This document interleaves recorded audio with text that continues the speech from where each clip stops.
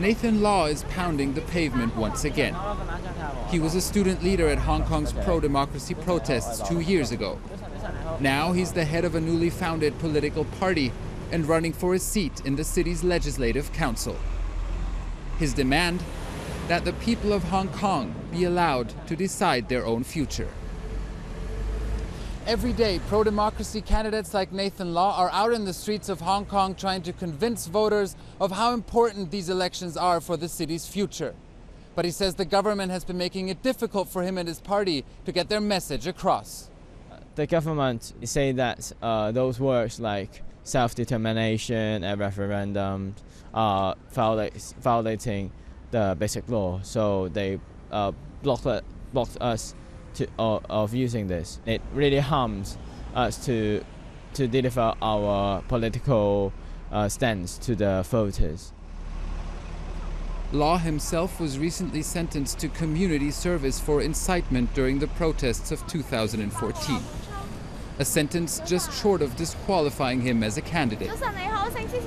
Other candidates have already been barred for openly advocating Hong Kong's independence from China. The notion of independence is gaining traction, especially with young people in Hong Kong. Degas Chan recently helped set up Hong Kong's first pro-independence group at his former high school. Like many in his generation, he thinks it's time to change tack. For 30 years, the older generation and senior politicians have been trying to reach a compromise with the Chinese government for more democratic reform. But no progress has been made over the last decades. We really hope the new generation, in particular those who support the concept of independence or national self-determination, can lead the way into the future. The initiative still has very few followers, but it's already being targeted by the government to prevent the idea of independence taking hold in schools. Starry Lee is one of the most important opponents of independence. She is the frontrunner of the pro-establishment camp, which supports the central government in Beijing.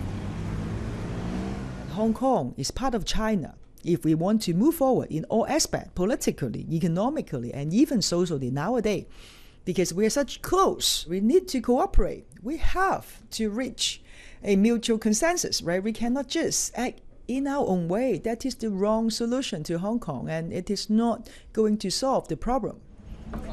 Starry Lee's party is currently the strongest political force in Hong Kong's Legislative Council. Many in Hong Kong back her political goals. It's good to support the government. Fighting against it causes chaos. All these calls for independence are only causing chaos. If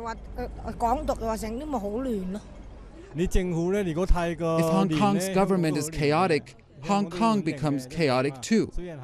What we need is stability.